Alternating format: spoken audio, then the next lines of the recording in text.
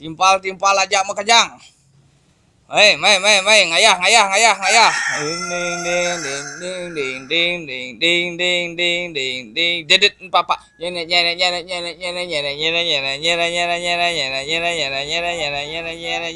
Nyepak dedit pak, nyanyi,